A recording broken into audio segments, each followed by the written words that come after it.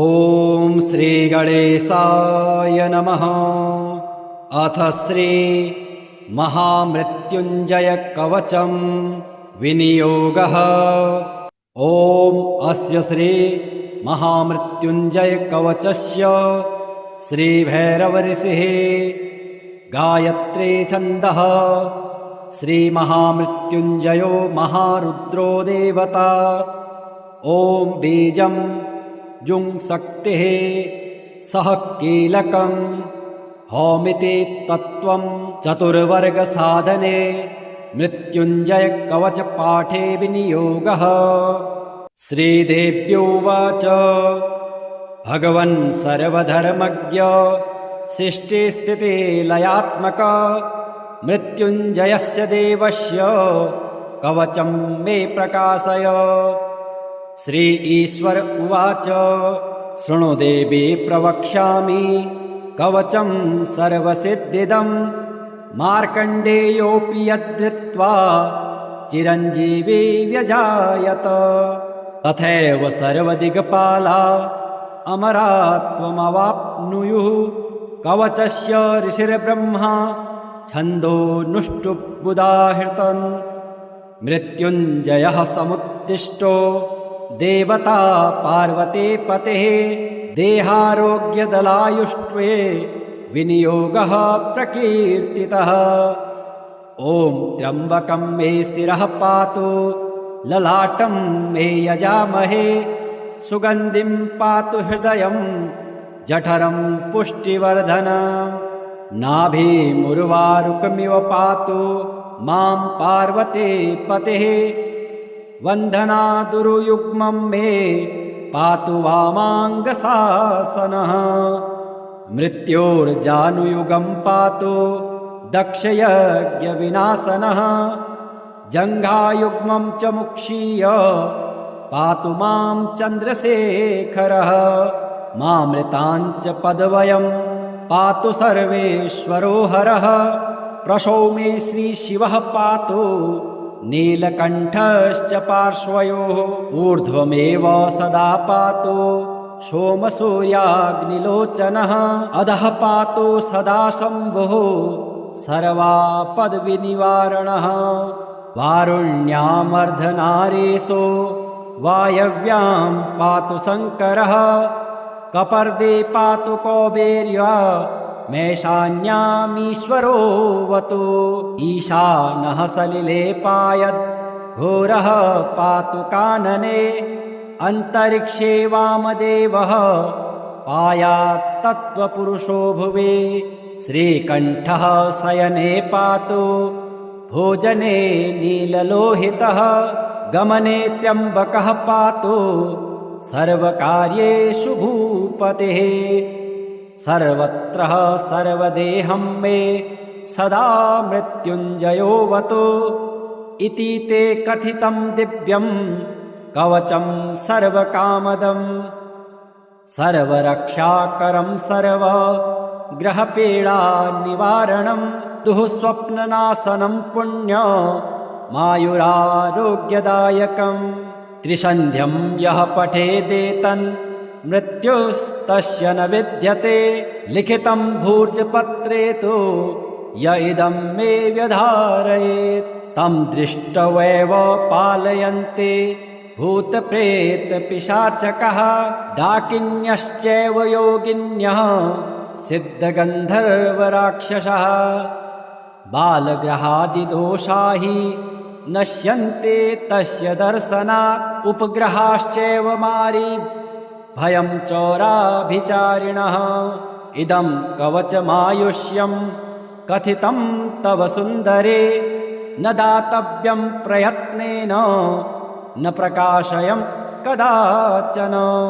हेमबाहुरुवाच आदिकन्द नमस्तुभ्यं नमस्ते व्यक्तयोनये कामचारणसिंहाय सर्वेप्सितप्रदाय च भक्तप्रिय नमस्तुभ्यं विष्णुचक्रप्रदाय च त्रिपुरघ्न नमस्तेस्तु नानासुरवरप्रद नागार्जुनसहायस्त्वं काशीराजवरप्रद विद्यागोप्तालोकसाक्ष्ये अन्धकदीपकेसरे नमो मोक्षप्रदात्रे च भगीरथवरप्रद नीलकण्ठ नमस्तुभ्यं मुमाप्रियकृते नमः।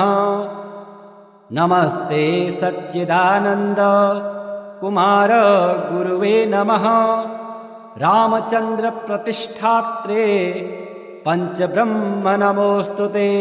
क्षेत्रेश परमेशान ह्यपराध कुतो मया इदानीं करुणापङ्गः पूरयस्व मनोरथम्।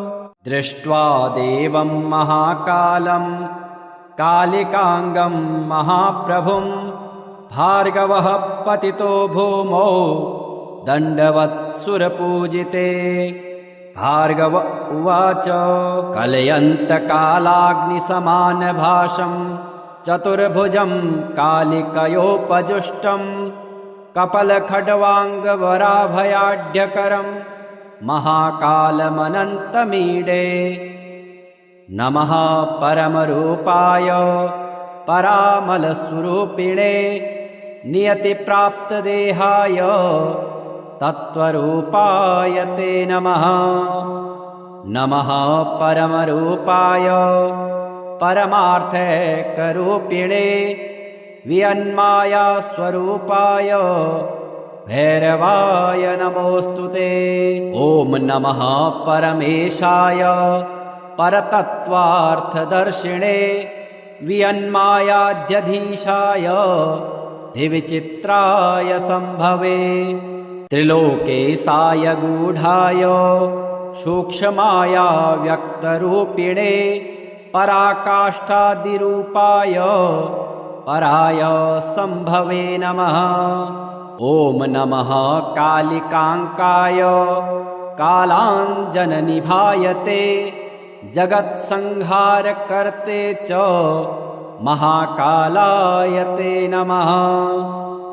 नम उग्राय देवाय भीमाय भयदायिने महाभयविनाशाय सृष्टिसंहारकारिणे। नमः परापरानन्द स्वरूपाय महात्मने परप्रकाशरूपाय प्रकाशानां प्रकाशिने। ॐ नमो ध्यानगम्याय योगिहृत्पद्मवासिने वेदतन्त्रार्थगम्याय वेदतन्त्रार्थदर्शिने। वेदागमपरामर्श परमानन्ददायिने तन्त्रवेदान्तवेद्याय सम्भवे विभवे नमः। धियां प्रचोदकं यत्तु परमं ज्योतिरुत्तमं तत्प्रेरकाय देवाय परं ज्योतिषे नमः। गुणाश्रयाय देवाय निर्गुणाय कपर्दिने अतिस्थूलाय देवाय यतिसूक्ष्माय ते नमः। त्रिगुणाय त्रिधीशाय शक्ति त्रितयशालिने नमस्त्रिज्योतिषे तुभ्यं त्रयक्षाय च त्रिमूर्तये। समं चतुर्भुजं वन्दे केयूरमुकुटोज्ज्वलं वासुदेवस्य नयनं शङ्करस्य च भूषणम्। एवं ध्यात्वा जपेन्नित्यं शशिनः कवचं शुभं शशिः पातु शिरोदेशं हालं पातु कलानिधिः। चक्षुषी चन्द्रमः पातु श्रुते पातु निशापतिः प्राणं छपाकरः पातु मुखं कुमुदबान्धवः। पातु कण्ठं च मे सोमः स्कन्धे जयवात्रिकस्तथा करौ सुधाकरः पातु वक्षः पातु निशाकरः। हृदयं पातु मे चन्द्रो नाभिं शङ्करभूषणः मध्यं पातु सुरश्रेष्ठः कटिं पातु सुधाकरः ऊरु तारापतिः पातु मृगाङ्को जानुनी सदा अब्धिजः पातु मे जङ्घे पातु पादौ विदुः सदा सर्वाण्यानि चाङ्गानि पातु चन्दुखिलं वपुः एतद्धे कवचं दिव्यं भुक्तिमुक्तिप्रदायकम् यः पठेत् शृणुयात् वापि सर्वत्र विजयी भवेत्। पार्वत्युवाच शरीरार्धमहं शम्भोर्येन प्राप्स्यामि केशव तदिदानीं समाचक्ष्व स्तोत्रं शीघ्रफलप्रदम्। नारायण उवाच अस्ति गुह्यतमं गौरी नाम्नामष्टोत्तरं शतं शम्भोरहं प्रवक्ष्यामि पठतां शीघ्रकामदम्। श्रीविष्णुरुवाच ॐ शिवो महेश्वरः शम्भुः पिनाकी शशिशेखरः वामदेवो विरूपाक्षः कपर्दी नीललोहितः शङ्करः शूलपाणिश्च खट्वाङ्गे विष्णुवल्लभः शिपिविष्टोऽम्बिकानाथः श्रीकण्ठो भक्तवत्सलः भवः सर्वस्त्रिलोकेशः शितिकण्ठः शिवाप्रियः उग्रः कपाले कामारे रन्दकासुरसूदनः गङ्गाधरो ललाटाक्षः कालकालः कृपानिधिः भीमः परशुहस्तश्च मृगपाणिर्जटाधरः कैलासवासी कवचे कठोरस्त्रिपुरान्तकः वृषाङ्को वृषभारूढो भस्मोद्धूलितविग्रहः सामप्रियस्वरमयस्त्रयी मूर्तिर्नीश्वरः सर्वज्ञः परमात्मा च सोमसूर्याग्निलोचनः हविर्यज्ञमयः सोमः पञ्चवक्त्रः सदाशिवः विश्वेश्वरो वीरभद्रो गणनाथः प्रजापतिः हिरण्यरेता दुर्धर्षः गिरीशो गिरिशोन्नगः भुजङ्गभूषणो भर्गो गिरिधन्वा गिरिप्रियः कृत्तिवासा पुरारातिर्भगवान् प्रमथाधिपः मृत्युञ्जयः सूक्ष्मतनुर्जगद्व्यापी जगद्गुरुः व्योमकेशो महासेन जनकश्चारुविक्रमः रुद्रो भूतपतिस्ताणु रहिर्बुद्ध्यो दिगम्बरः अष्टमूर्तिर्नेकात्मा सात्विकः शुद्धविग्रहः शाश्वतः खण्डपरशु रजः पाशविमोचकः मृडः पशुपतिर्देवो महादेवो व्ययो हरिः पूषादन्तभिद्व्यग्रो दक्षाध्वरहरो हरः भगनेत्रभिद्व्यक्तो सहस्राक्ष सहस्रपात् अपवर्गप्रदोऽनन्तस्तारकः परमेश्वरः विष्णुना कथितं पूर्वं पार्वत्या इष्टसिद्धये शङ्करस्य प्रिया गौरी जप्त्वा शम्भुप्रसादतम् त्रैलोक्यमनवहं देवी वर्षमेकं प्रयत्नतः अवापसा शरीरार्धं प्रसादाच्छूलपाणिनः यस्त्रिसन्ध्यं पठेन्नित्यं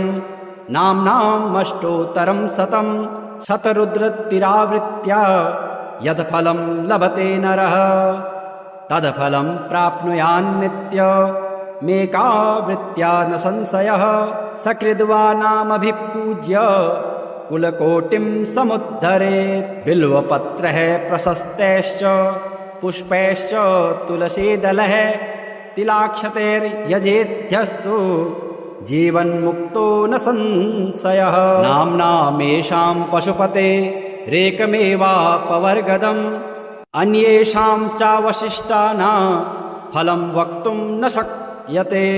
श्रीदेव्योवाच भगवन् सर्वधर्मज्ञ सृष्टिस्थिति लयात्मक मृत्युञ्जयस्य देवस्य कवचं मे प्रकाशय।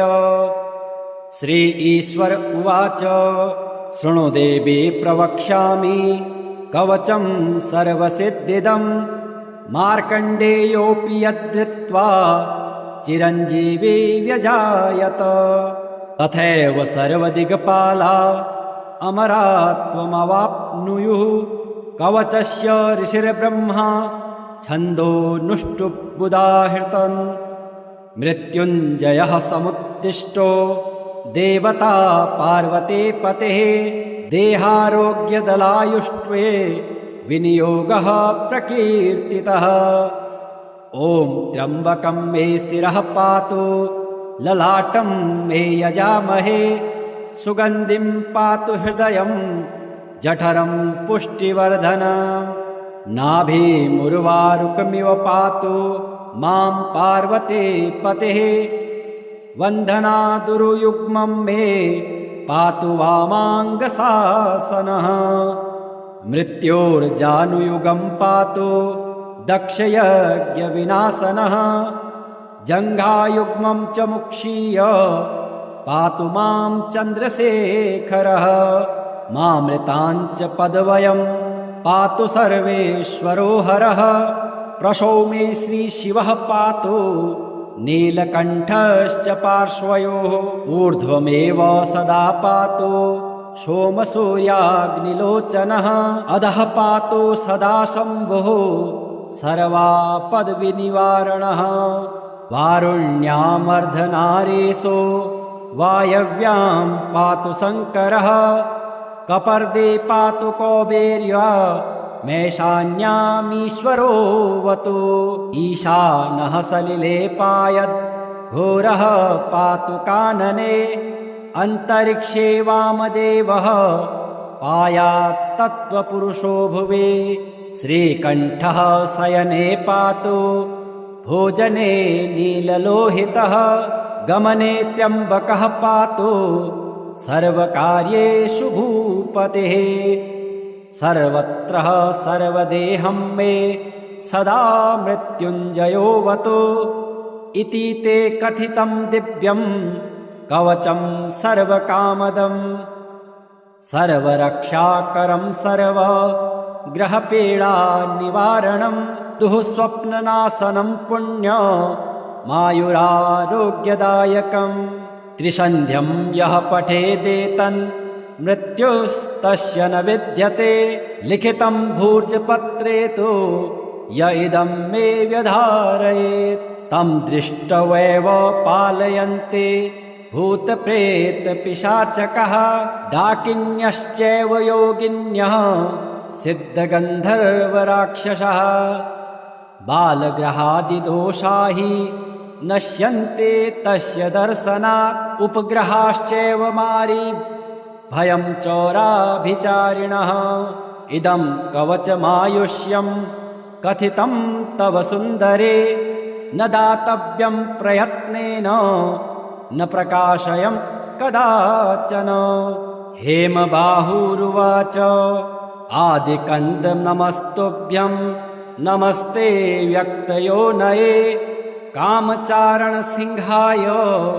सर्वेप्सितप्रदाय च भक्तप्रिय नमस्तुभ्यं विष्णुचक्रप्रदाय च त्रिपुरघ्न नमस्तेस्तु नानासुरवरप्रद नागार्जुनसहायस्त्वं काशीराजवरप्रद विद्यागोप्ता लोकसाक्षी अन्धकदीपकेसरे नमो मोक्षप्रदात्रे च भगीरथवरप्रद नीलकण्ठ नमस्तुभ्यं मुमाप्रियकृते नमः नमस्ते सच्चिदानन्द कुमार गुरुवे नमः रामचन्द्र प्रतिष्ठात्रे पञ्चब्रह्म नमोऽस्तु ते क्षेत्रेश परमेशान ह्यपराधः कुतो मया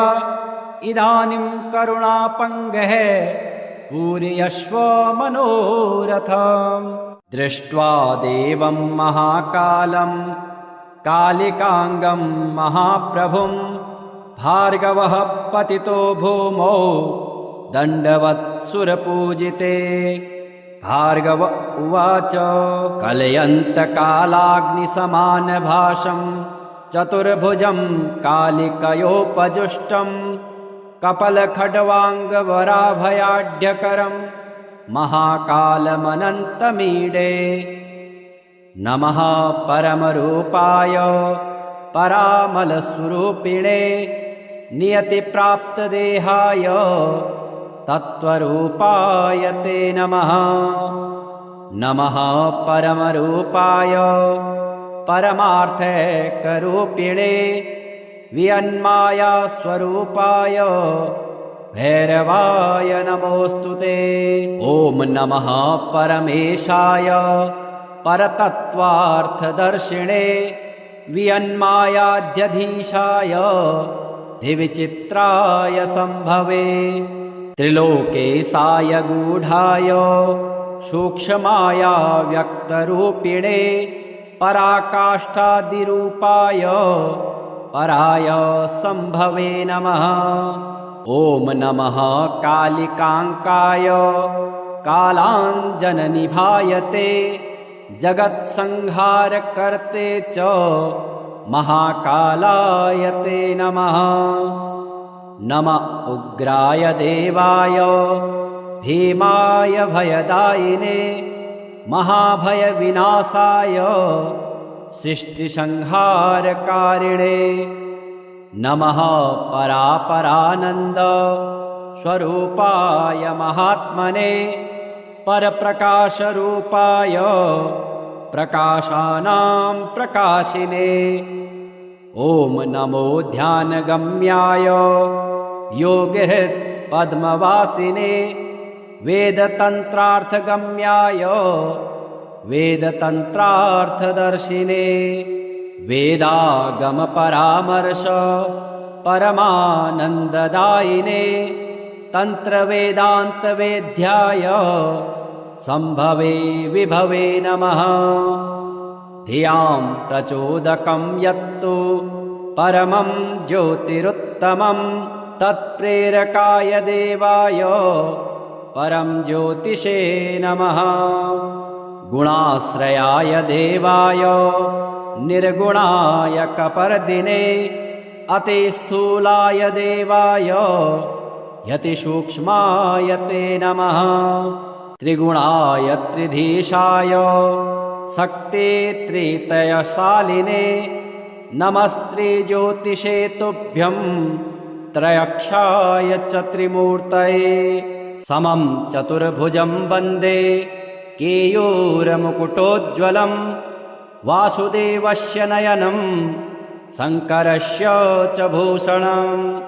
एवं ध्यात्वा जपेन्नित्यं शशिनः कवचं शुभं शशिः पातु शिरोदेशं भालं पातु कलानिधिः। चक्षुषी चन्द्रमः पातु श्रुते पातु निशापतिः प्राणं क्षपाकरः पातु मुखं कुमुदबान्धवः। पातु कण्ठं च मे सोमः स्कन्धे जैवात्रिकस्तथा करौ सुधाकरः पातु वक्षः पातु निशाकरः। हृदयं पातु मे चन्द्रो नाभिं शङ्करभूषणः मध्यं पातु सुरश्रेष्ठः कटिं पातु सुधाकरः। ऊरू तारापतिः पातु मृगाङ्को जानुनी सदा अब्धिजः पातु मे जङ्घे पातु पादौ विदुः सदा। सर्वाण्यानि चाङ्गानि पातु चन्दूखिलं वपुः एतद्धे कवचं दिव्यं भुक्तिमुक्तिप्रदायकम्। यः पठेत् शृणुयाद्वापि सर्वत्र विजयी भवेत्। पार्वत्युवाच शरीरार्धमहं शम्भोर् येन प्राप्स्यामि केशव तदिदानीं समाचक्ष्व स्तोत्रं शीघ्रफलप्रदम्। नारायण उवाच अस्ति गुह्यतमं गौरी नाम्नामष्टोत्तरं शतं शम्भोरहं प्रवक्ष्यामि पठतां शीघ्रकामदम्। श्रीविष्णुरुवाच ॐ शिवो महेश्वरः शम्भुः पिनाकी शशिशेखरः वामदेवो विरूपाक्षः कपर्दी नीललोहितः शङ्करः शूलपाणिश्च खट्वाङ्गे विष्णुवल्लभः शिपिविष्टोऽम्बिकानाथः श्रीकण्ठो भक्तवत्सलः भवः सर्वस्त्रिलोकेशः शितिकण्ठः शिवाप्रियः उग्रः कपाले कामारे रन्दकासुरसूदनः गङ्गाधरो ललाटाक्षः कालकालः कृपानिधिः भीमः परशुहस्तश्च मृगपाणिर्जटाधरः कैलासवासी कवचे कठोरस्त्रिपुरान्तकः वृषाङ्को वृषभारूढो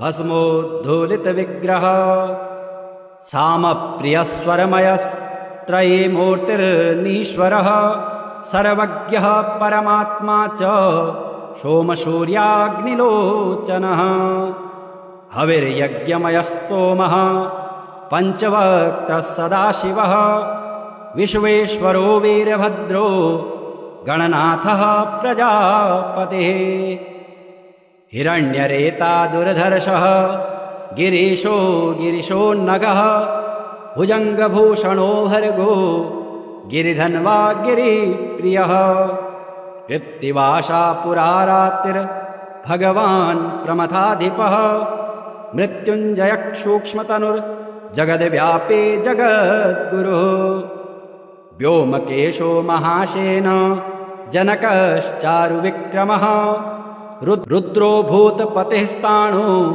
रहिर्बुद्ध्यो दिगम्बरः अष्टमूर्तिर्नेकात्मा सात्विकः शुद्धविग्रहः शाश्वतः खण्डपरशु रजः पाशविमोचकः मृडः पशुपतिर्देवो महादेवो व्ययो हरिः पूषादन्तभिद्व्यग्रो दक्षाध्वरहरो हरः भगनेत्रभिद्व्यक्तो सहस्राक्ष सहस्रपात् अपवर्गप्रदोऽनन्तः तारकः परमेश्वरः विष्णुना कथितं पूर्वं पार्वत्या इष्टसिद्धये शङ्करस्य प्रिया गौरी जप्त्वा शम्भुप्रसादम् त्रैलोक्यमनवहं देवी वर्षमेकं प्रयत्नतः अवापसा शरीरार्धं प्रसादाच्छूलपाणिनः यस्त्रिसन्ध्यं पठेन्नित्यं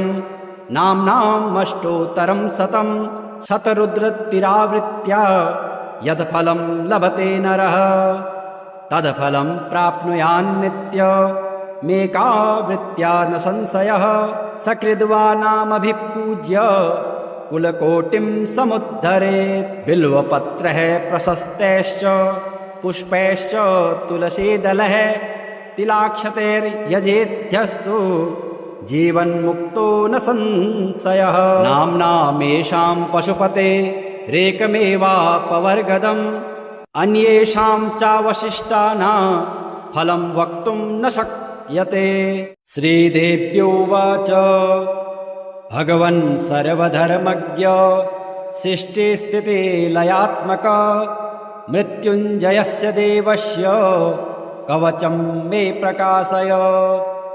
श्री ईश्वर उवाच शृणु देवी प्रवक्ष्यामि कवचं सर्वसिद्धिदम् मार्कण्डेयोऽपि यद्धृत्वा चिरञ्जीवी व्यजायत तथैव सर्वदिग्पाला अमरात्वमवाप्नुयुः कवचस्य ऋषिर्ब्रह्मा छन्दोनुष्टुप्बुदाहृतन् मृत्युञ्जयः समुत्तिष्ठो देवता पार्वती पतिः देहारोग्यदलायुष्ट्वे विनियोगः प्रकीर्तितः ॐ त्र्यम्बकं मे शिरः पातु ललाटं मे यजामहे सुगन्धिं पातु हृदयं जठरं पुष्टिवर्धनम् नाभिमुर्वारुकमिव पातु मां पार्वते पतेः वन्दनादुरुयुग्मं मे पातु वामाङ्गशासनः मृत्योर्जानुयुगं पातु दक्षयज्ञविनाशनः जङ्घायुग्मं च मुक्षीय पातु मां चन्द्रशेखरः मामृताञ्च पदवयं पातु सर्वेश्वरो हरः प्रसौ मे श्रीशिवः पातु नीलकण्ठश्च पार्श्वयोः ऊर्ध्वमेव सदा पातु सोमसूर्याग्निलोचनः अधः पातु सदा शम्भुः सर्वापद्विनिवारणः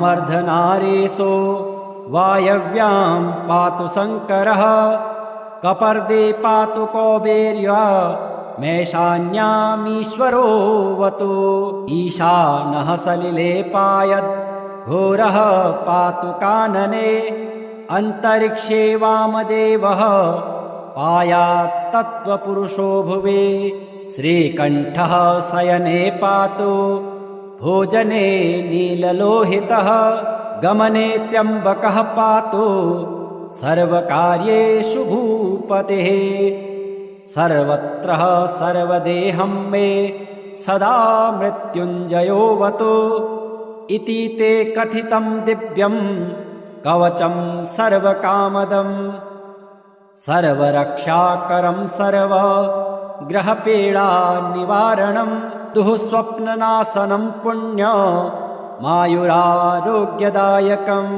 त्रिसन्ध्यं यः पठेदेतन् मृत्युस्तस्य न विद्यते लिखितं भूर्जपत्रे तु य इदं मे व्यधारयेत् तं दृष्ट्वैव पालयन्ते भूतप्रेतपिशाचकः डाकिन्यश्चैव योगिन्यः सिद्धगन्धर्वराक्षसः बालग्रहादिदोषा हि नश्यन्ते तस्य दर्शनात् उपग्रहाश्चैव मारी भयं चोराभिचारिणः इदं कवचमायुष्यं कथितं तव सुन्दरे न दातव्यं प्रयत्नेन न प्रकाशयं कदाचन हेमबाहुरुवाच आदिकन्द नमस्तुभ्यं नमस्ते व्यक्तयोनये कामचारणसिंहाय सर्वेप्सितप्रदाय च भक्तप्रिय नमस्तुभ्यं विष्णुचक्रप्रदाय च त्रिपुरघ्न नमस्तेस्तु नानासुरवरप्रद नागार्जुनसहायस्त्वं काशीराजवरप्रद विद्यागोप्ता लोकसाक्षी अन्धकदीपकेसरे नमो मोक्षप्रदात्रे च भगीरथवरप्रद नीलकण्ठ नमस्तुभ्य मुमा प्रियकृते नमः नमस्ते सच्चिदानन्द कुमार गुरुवे नमः रामचन्द्र प्रतिष्ठात्रे पञ्चब्रह्म नमोऽस्तु ते क्षेत्रेश परमेशान ह्यपराध कुतो मया इदानीं करुणापङ्गः पूरयस्व मनोरथम् दृष्ट्वा देवं महाकालं कालिकाङ्गं महाप्रभुं भार्गवः पतितो भूमौ दण्डवत्सुरपूजिते भार्गव उवाच कलयन्तकालाग्निसमानभासं चतुर्भुजं कालिकयोपजुष्टं कपलखड्वाङ्गवराभयाढ्यकरं महाकालमनन्तमीडे नमः परमरूपाय परामलस्वरूपिणे नियतिप्राप्तदेहाय तत्त्वरूपाय ते नमः नमः परमरूपाय परमार्थैकरूपिणे वियन्माया स्वरूपाय भैरवाय नमोऽस्तु ते। ॐ नमः परमेशाय परतत्त्वार्थदर्शिणे वियन्मायाध्यधीशाय दिविचित्राय सम्भवे त्रिलोकेशाय गूढाय सूक्ष्माया व्यक्तरूपिणे पराकाष्ठादिरूपाय पराय सम्भवे नमः। ॐ नमः कालिकाङ्काय कालाञ्जननिभायते जगत्संहारकर्ते च महाकालाय ते नमः। नम उग्राय देवाय भीमाय भयदायिने महाभयविनाशाय सृष्टिसंहारकारिणे नमः परापरानन्द स्वरूपाय महात्मने परप्रकाशरूपाय प्रकाशानां प्रकाशिने। ॐ नमो ध्यानगम्याय योगिहृत् पद्मवासिने वेदतन्त्रार्थगम्याय वेदतन्त्रार्थदर्शिने वेदागमपरामर्श परमानन्ददायिने तन्त्रवेदान्तवेद्याय सम्भवे विभवे नमः। धियां प्रचोदकं यत्तु परमं ज्योतिरुत्तमं तत्प्रेरकाय देवाय परं ज्योतिषे नमः। गुणाश्रयाय देवाय निर्गुणाय कपर्दिने अतिस्थूलाय देवाय यतिसूक्ष्माय ते नमः। त्रिगुणाय त्रिधीशाय शक्ते त्रितयशालिने नमस्त्रिज्योतिषे तुभ्यं त्रयक्षाय च त्रिमूर्तये। समं चतुर्भुजं वन्दे केयूरमुकुटोज्ज्वलं वासुदेवस्य नयनं शङ्करस्य च भूषणम्।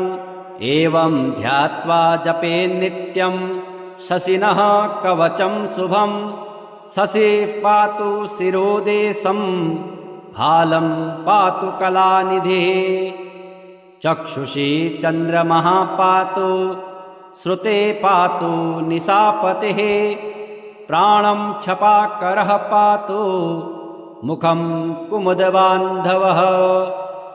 पातु कण्ठं च मे सोमः स्कन्धे जैवात्रिकस्तथा करौ सुधाकरः पातु वक्षः पातु निशाकरः।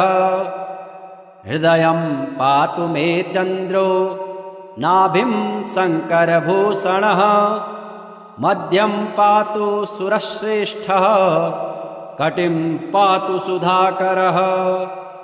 ऊरु तारापतिः पातु मृगाङ्को जानुनी सदा अब्धिजः पातु मे जङ्घे पातु पादौ विदुः सदा। सर्वाण्यानि चाङ्गानि पातु चन्दुखिलं वपुः एतद्धे कवचं दिव्यं भुक्तिमुक्तिप्रदायकम्। यः पठेत् शृणुयाद्वापि सर्वत्र विजयी भवेत्। पार्वत्युवाच शरीरार्धमहं शम्भोर्येन प्राप्स्यामि केशव तदिदानीं समाचक्ष्व स्तोत्रं शीघ्रफलप्रदम्। नारायण उवाच अस्ति गुह्यतमं गौरी नाम्नामष्टोत्तरं शतं शम्भोरहं प्रवक्ष्यामि पठतां शीघ्रकामदम्। श्रीविष्णुरुवाच ॐ शिवो महेश्वरः शम्भुः पिनाकी शशिशेखरः वामदेवो विरूपाक्षः कपर्दी नीललोहितः शङ्करः शूलपाणिश्च खटवाङ्गे विष्णुवल्लभः शिपिविष्टोऽम्बिकानाथः श्रीकण्ठो भक्तवत्सलः भवः सर्वस्त्रिलोकेशः शितिकण्ठः शिवाप्रियः उग्रः कपाले कामारे रन्दकासुरशोदनः गङ्गाधरो ललाटाक्षः कालकालः कृपानिधिः भीमः परशुहस्तश्च मृगपाणिर्जटाधरः कैलासवासी कवचे कठोरस्त्रिपुरान्तकः वृषाङ्को वृषभारूढो भस्मोद्धूलितविग्रहः सामप्रियस्वरमयस्त्रयी मूर्तिर्नीश्वरः सर्वज्ञः परमात्मा च सोमसूर्याग्निलोचनः हविर्यज्ञमयः सोमः पञ्चवक्त्रः सदाशिवः विश्वेश्वरो वीरभद्रो गणनाथः प्रजापतिः हिरण्यरेता दुर्धर्षः गिरीशो गिरिशोन्नगः भुजङ्गभूषणो भर्गो गिरिधन्वा गिरिप्रियः कृत्तिवासा पुरारात्रिर्भगवान् प्रमथाधिपः मृत्युञ्जयः सूक्ष्मतनुर्जगद्व्यापी जगद्गुरुः व्योमकेशो महासेन जनकश्चारुविक्रमः रुद्रो भूतपतिस्ताणो